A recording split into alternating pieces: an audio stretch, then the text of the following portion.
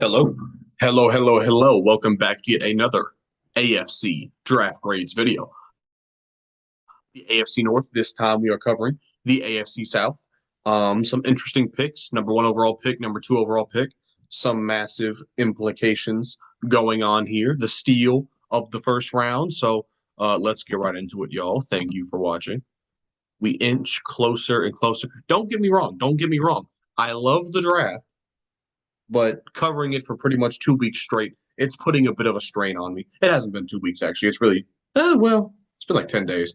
We're almost done with the draft grades, but I have to complete this in its entirety. I forgot to include this in the last video just in case anybody is curious. I did round up actually. I had the Ravens at a B plus earlier. I think I decided to round up to an A minus for them. Their first two picks were really amazing. Um, and yeah, that's how AFC North organization looks like now. Moving on to the AFC South, starting off with the Tennessee Titans. Obviously, they were horrid last year.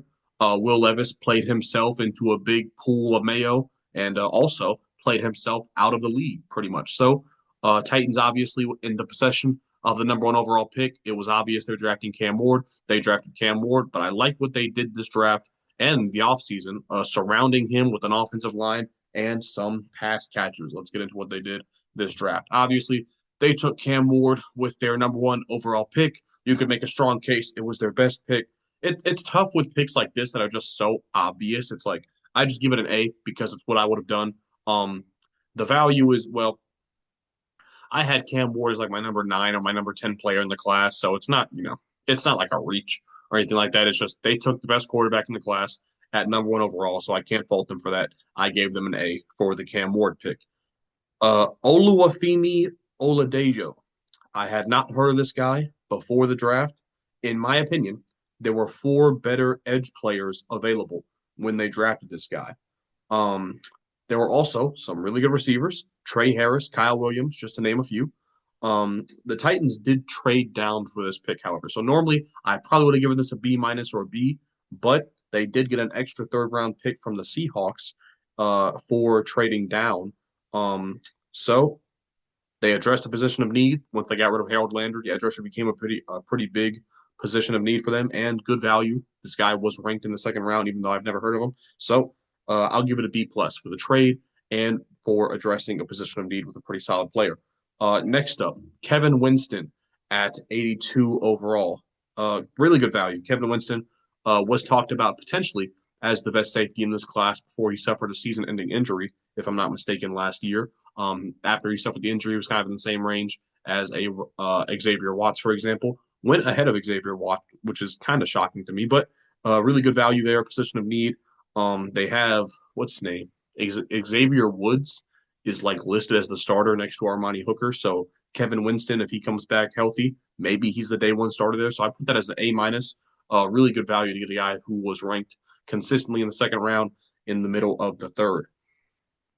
Next up, really like this set of picks here from the Titans. First off, Chimere Dike from the Florida Gators, really good deep threat, speedster type of guy. Obviously, the Titans receiver core is horrendous. They got Tyler Lockett in free agency, and now they are adding to that group via the draft. So, position of need. Only thing here, I think Jalen Royals was getting talked about a lot in the pre-draft process, and he seems like a more well-rounded guy compared to Chimere Dike, who appears to be maybe kind of a one-trick pony, if you would. It's kind of like all he has is a deep cross. He doesn't have a lot of variety in his game, so that would be my only pushback. That maybe there was some better receivers available, but I give them a B plus for addressing the wide receiver position with a guy who offers a very specific skill set. Then number 120, Gunnar Helm, the tight end. Um, really shocked. You think about all the tight ends that went in the second round: Terrence Ferguson, Elijah Arroyo, the guy Mason Taylor to the Jets. All these tight ends that went off the board. I'm kind of shocked that Gunnar Helm fell as far as he did. Definitely didn't think he'd make it out of the third round. But the Titans get him all the way here at number 120. So that's a really good value there. Yet again, another pass catcher for the Titans probably lines up as their wide or their tight end two to start the season. And also, Chig Okonkwo only has 1 year left on his deal. So they got Gunnar Helm, Josh Wiley back there. So you probably let Okonkwo walk in free agency. And then Gunnar Helm 1 year from now might be their starting tight end. So I like that pick a lot. Gave that an A minus right there. And 136, they get Alec Iomanner, who was a first round type of guy being talked about not even just a couple months ago. I give this an A plus. Their steal of the draft for me and their best pick. I mean, if they would have took Iomanner at number 52, I don't think a lot of people would have been shocked by that. So to get him in the fourth round right here is amazing. Amazing value. Again, position of need.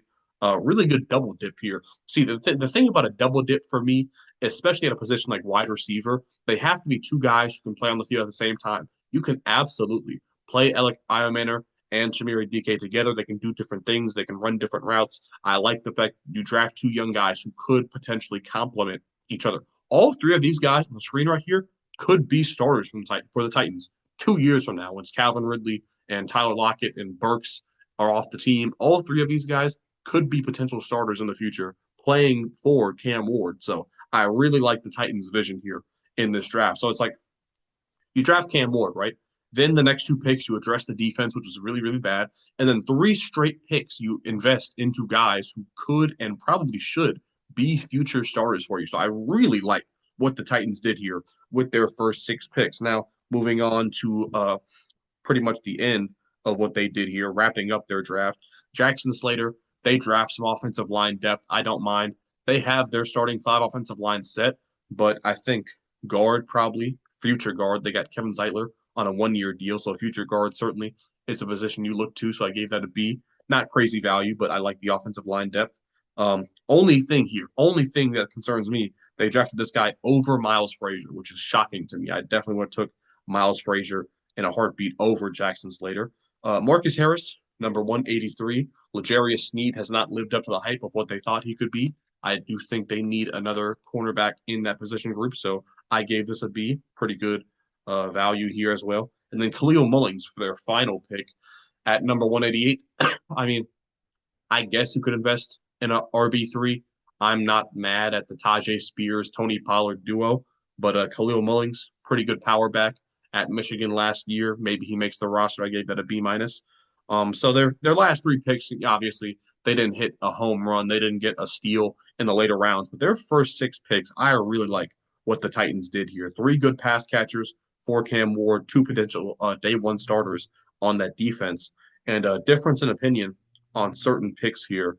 Like if you really like the Oluwafemi Oladejo pick, for example, then you could even think this draft was better than it was. So uh, overall here, ended up with a 6.22. Definitely one of the better drafts in the NFL. So Titans fans, I'm not saying they're going to win a Super Bowl anytime soon, but I think Cam Ward, especially when you look at the offseason now, you brought in Tyler Lockett, Alec Iomanner, Chimere Dike, Gunnar Helm, built an offensive line for him. I think Cam Ward could have a really successful rookie season, like better than, well, maybe right below CJ Stroud in terms of production, because CJ as a rookie wasn't really that amazing. Like statistically, I don't know. I think Cam Ward's going to have a really good rookie season next year, statistically. Moving on to the Jacksonville Jaguars, obviously they sucked last year. Trevor Lawrence missed like damn near the whole season with injury. When he was out there, he wasn't very good. Head coach Doug McDermott got fired. They bring in a new head coach, new GM. And they were very aggressive, as you can tell. Obviously, made the move to trade up from number 5 to number 2. They move up 3 spots, give up a future first round pick to get Travis Hunter. I believe this was their best pick in the draft. It's really interesting. Have we ever seen a team move up in the top 5 and give up a future first round pick to get a receiver slash corner? Obviously, he plays multiple positions. I don't know if we've ever seen that now. Maybe we've never seen a Travis Hunter type player in the NFL, but uh, I would I would overwhelmingly assume that he is going to primarily play receiver for the Jaguars because they have an offensive minded head coach. I think it would entirely depend. If he went to a different team who had a defensive minded head coach, they would want to play him at cornerback primarily. But since it's the Jaguars, Liam Cohen, head coach, I believe he's going to want to pair him with Brian Thomas and give Trevor Lawrence another threat at the receiver position, which I like because I think the receiver room is really bad now that they've lost, Christian Kirk and Evan Ingram as pass catchers. So Travis Hunter, Brian Thomas could be a really good duo for years to come. So, and also I do think he'll moonlight on defense, especially in some third and long dime package, nickel package situations. So I give that an A. I think it was a really, really good pick. Don't love the trade, but I do love the player. And number two, I mean, he's probably the best player in the class, right? So yeah, give that an A. Next up, Caleb Ransaw, cornerback out of Tulane. This was a pretty big reach, in my opinion. I think from the thing I saw, he was ranked in the 200. So take him in the third round. Definitely a shocker here. Drafted over guys like Xavier Watts, for example. Jaguars corner or safety room rather is not good. Don't really understand this pick here. I saw something that said that maybe they're thinking of converting Ransaw to safety. And my rebuttal to that would be, why don't you just take the All American safety in Xavier Watts? I don't understand that. Don't like that. So I gave that a B minus there. Not sure what they're trying to do here with this pick. Next up, though, Wyatt Milam. I thought this was their steal of the draft, if you will. Definitely liked this pick. I gave it an A. Offensive line is very bad for the Jaguars. A big reason that Trevor looked so shitty last year.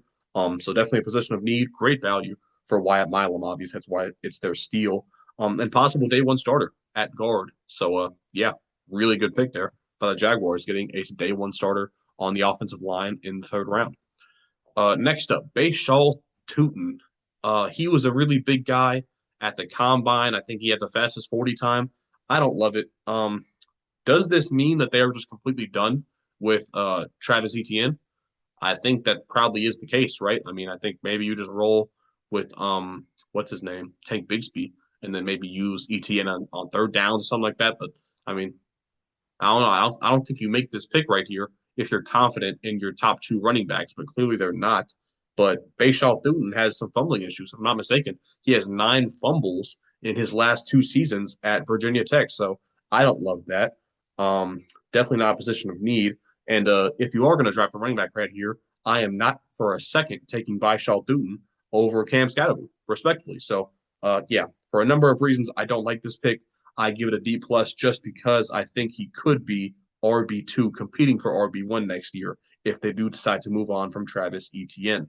Next up, Jack Kaiser, um, linebacker out of Notre Dame, apparently one of the biggest leaders on that Notre Dame team. I think he played like 70 games for them, so obviously very experienced. He's a good player.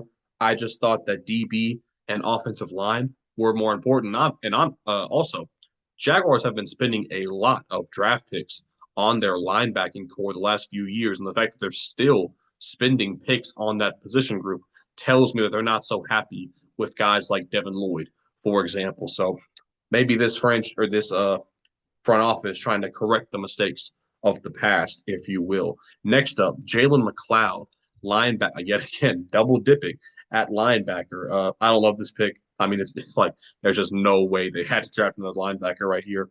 The difference is he is more of an edge rusher than a linebacker, kind of one of those Jalen Walker type of players. Kind of shocked that they have not drafted tight end whatsoever. They're comfortable with Brenton Strange, I guess, being their tight end one. That's kind of a shocker to me, in my opinion. So I gave this one a C plus. Did not love this pick. Next up, Rayon Lane the third, a safety out of Navy.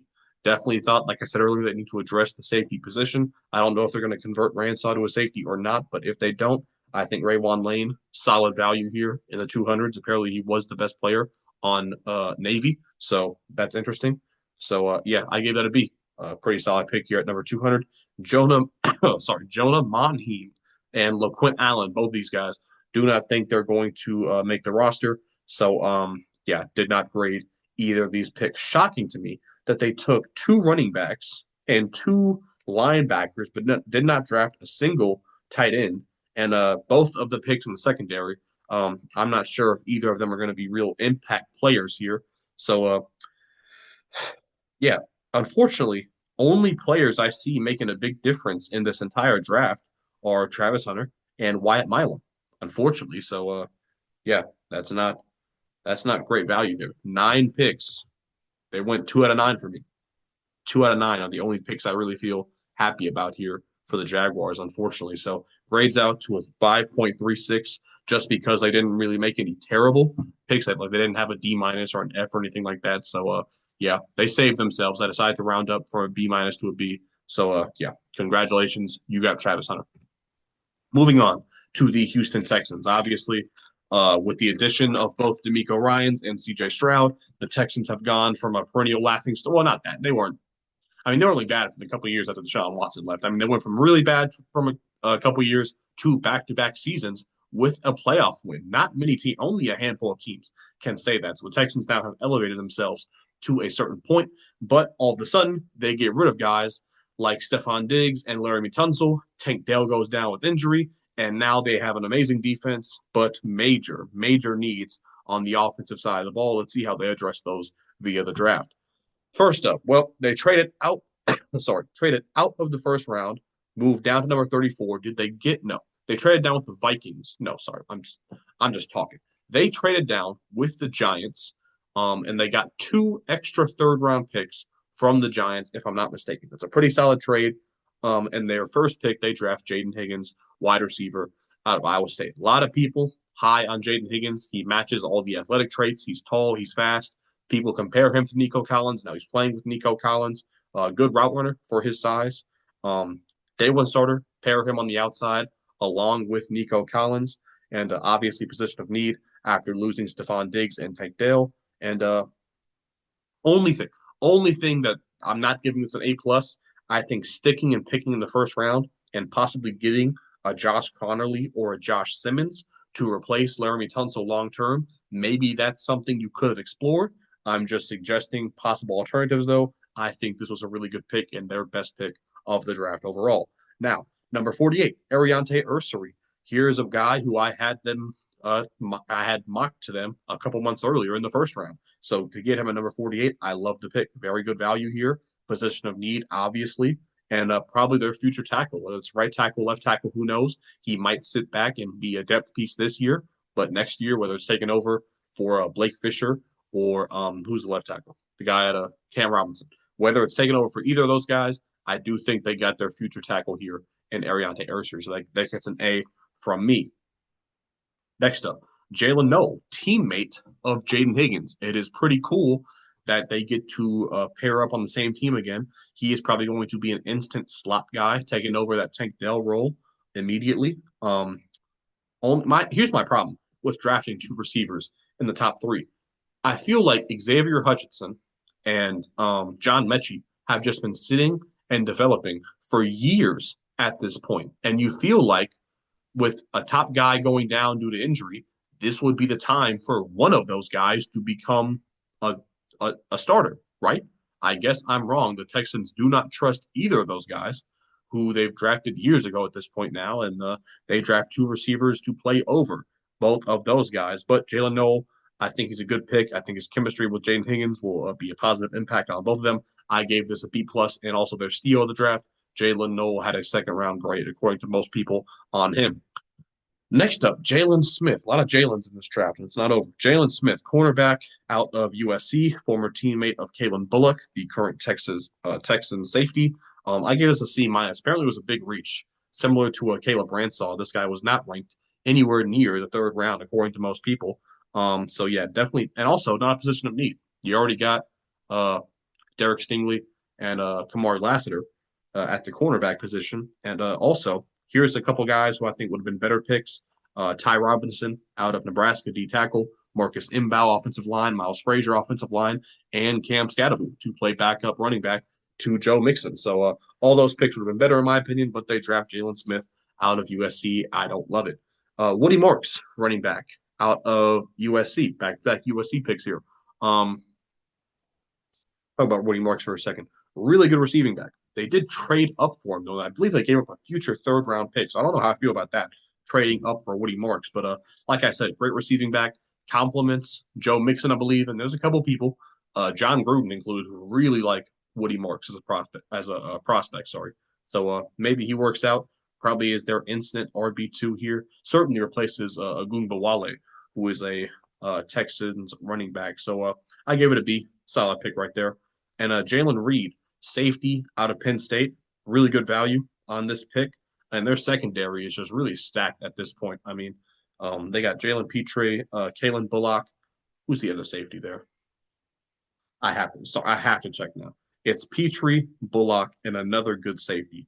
I have to make sure I find his name out. They got Jimmy Ward for depth. I know that much.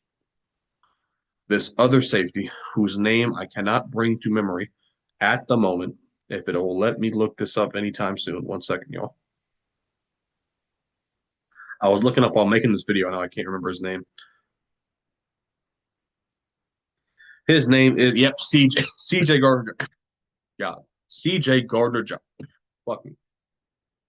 CJ Gardner Johnson, who they got via trade with the Eagles. They have a really stacked secondary, and their safety group is now very strong. That is what I was trying to say. Now, these last three picks. Well, Graham Mertz, it's an F. It is a terrible, terrible pick. Know if Graham Mertz would have been drafted if not for the Texans taking him in the top 200. What the hell are you thinking, DeMeco Ryans? Um, Let me just quickly list out a group of players who would have been much better picks than taking a potential backup quarterback at 197. Cornelius, the tackle out of Oregon. Cam Williams, tackle out of Texas. Aeneas Peoples, D tackle out of Virginia Tech. Jay Toya, defensive tackle out of UCLA. Something Nelson, I forgot this guy's name. I believe he's an offensive tackle out of somewhere, but maybe Wisconsin. And then Grant Dellinger, something Dellinger, offensive guard out of LSU. All these picks would have been significantly better and addressing positions of need that the Texans have, but instead they draft Graham Mertz. I just hate it. Objectively hate it. And so did Texans fans, for the record. It's not just me. Why the hell are teams drafting backup quarterbacks when you can go get veterans? I don't get it. They have other positions of need. Please stop drafting backup quarterbacks, NFL teams. Okay. Anyways, next up, Keontae Hamilton, defensive tackle out of Rutgers. I don't think he'll make the team, unfortunately. So I did not decide to grade this pick. But Luke Lockie, I believe is his name, tight end out of Iowa. He had a really good year a couple years ago. I believe he tore something, missed a bunch of time recently, but really good value here at the end of the seventh round. Potential tight end three if he plays good this offseason. So I gave that a beach because don't usually find that good value here at the very end of the seventh round. So overall themes here for the Texans draft, that F really kills them. By the way, they were having a pretty good draft here, especially their first three picks. But having an F pick just completely tanks your entire draft. I don't mind it. If you draft Graham Mertz in the top 200, you deserve to have your draft grade just plummet. Not enough attention to the offensive line, in my opinion. They only had one pick there, and he's not going to be a day one starter, unfortunately. Two secondary picks, which were pretty unnecessary in my opinion, and Graham Mertz. I mean, do I need to say more? First three picks, though, all valuable in my opinion. That wide receiver duo could be really interesting to watch year one. So yeah, not a bad draft. I mean, like the Texans are a good roster, right? So it's tough to find positions of need, especially on that defense. Shocked they really didn't get a defensive tackle in this class, but they addressed wide receiver and they did get a future tackle in Ariante Ursary. So I guess they addressed their major offensive needs here with their first three picks. Moving on to the Colts, final team here, if I'm not mistaken. Kind of just the defense is really. I was about to say they're a well-rounded team, but they had a bad quarterback and their defense was shitty last year, so I guess they're not well-rounded.